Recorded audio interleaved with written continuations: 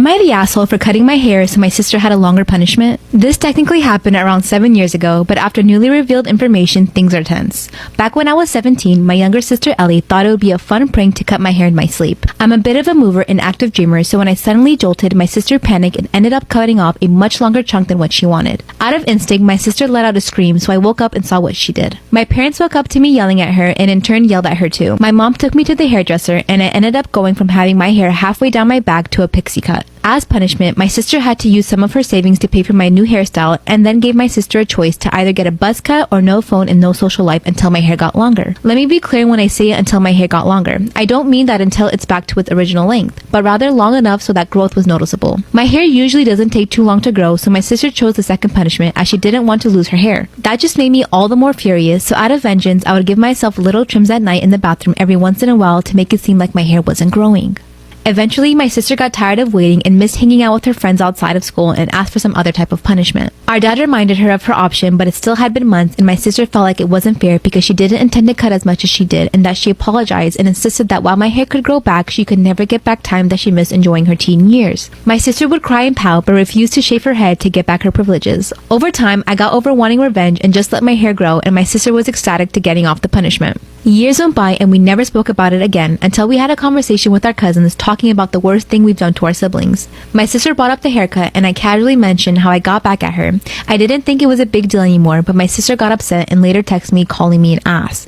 So, am I the asshole? Usually when my clients arrive for their appointment, they're not wearing any makeup.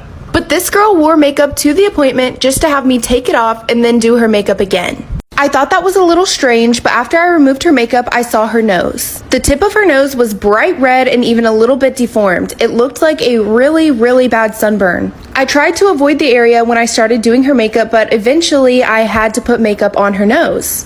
And when I did, it was just not working. Her skin was literally peeling off, the makeup would not stay. So that's when I asked her, is there something going on with your nose that I should know about? Let me also just say that at this point it was starting to swell and was noticeably more red than it was when she got there. That's when she told me that she had recently been out of the country for a mission trip and that she had picked up a flesh-eating bacteria, which had affected her nose. Then she told me not to worry because she had been on antibiotics for months, and that the irritation on her nose was just her skin healing. For once, I was horrified, not my client.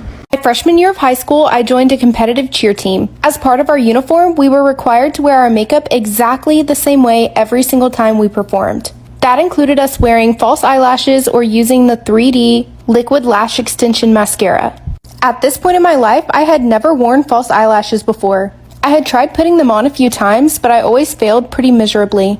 And the 3D lash mascara always made a huge mess all over my face. Also, as a freshman in high school, my first homecoming was coming up.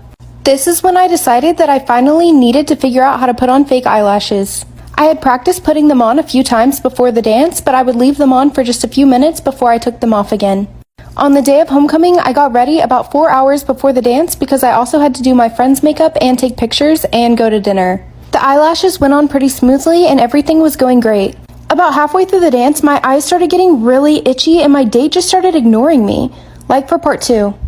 As a freshman in high school, my first homecoming was just around the corner. That's when I decided I needed to figure out how to wear fake eyelashes. I had practiced putting them on in the days leading up to the dance. On the day of homecoming, I got ready and did my makeup a few hours before the dance actually started. The eyelashes went on fine and they looked great. But about halfway through the night, my eyes started getting really itchy and my date started ignoring me. At first, I didn't think much of it and I just went and hung out with some friends. But as the night went on, my eyes started getting itchier and they started feeling really heavy. That's when I decided to call my mom to come pick me up. About 30 minutes later, my mom texted me and said she was outside of the dance waiting on me. When I got in my mom's car, the first thing I did was take off my heels and my eyelashes. That's when my mom turned and looked at me and my eyes were almost completely swollen shut. I had been having an allergic reaction to the latex and the eyelash glue for over 5 hours. My freshman year of high school, I was a competitive cheerleader. Part of our uniform included all of us wearing the exact same makeup to every single competition. We also weren't allowed to have any fake nails or nail polish on. But just as competition season had started, my birthday was coming up right around the corner. So I decided that I was gonna go get my nails done anyway.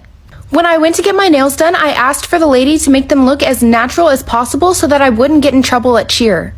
When I went to practice the next day, no one seemed to notice that I had gotten my nails done. But with competition season coming up, the coaches told us that we all needed to work on our tumbling. I was a beginner tumbler, so the coaches had me doing back handsprings on the trampoline. After about 20 minutes of practicing, I started getting pretty tired.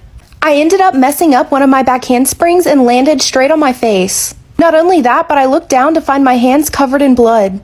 I had accidentally caught my fake nail on the trampoline and it ripped off both the acrylic and my actual fingernail.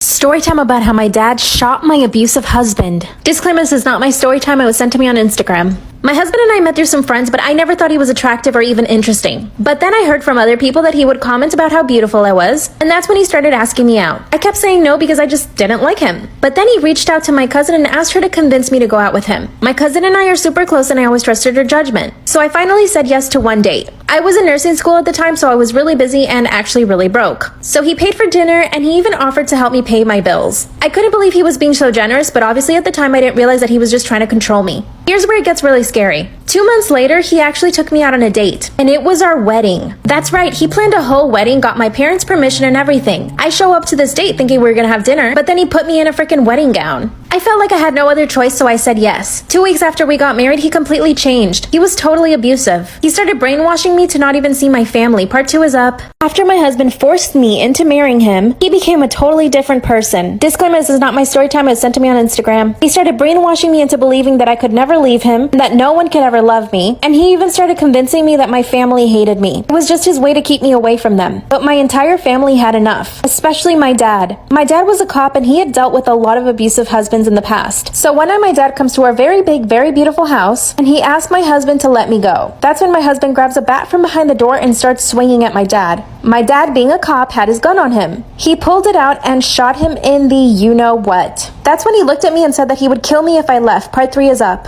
Dad pulls his gun out and shoots my husband in the you-know-what. Disclaimer, this is not my story time. It was sent to me on Instagram. My husband falls to the ground, looks at me and says that if I leave the house, he would kill me. But of course, I ran straight to my dad and we went home. My dad called an ambulance and they went to get my husband. He was in the hospital for 3 weeks. I never went to visit him once. I was so grateful to my dad for getting me out of that abusive relationship. But guess what? The abuse hasn't ended. My husband is suing me for abandonment. He's got his lawyers visiting me every single day, harassing me. I've noticed one man who keeps following me, and my car was broken into 2 nights ago. There's so much more. I think I'll have to make a follow-up story time. My dad is doing everything possible to get the divorce, and we're also trying to get a restraining order against my husband. I actually recently found pictures that I had taken of my bruises, so now I've got proof. Should I do a part 4?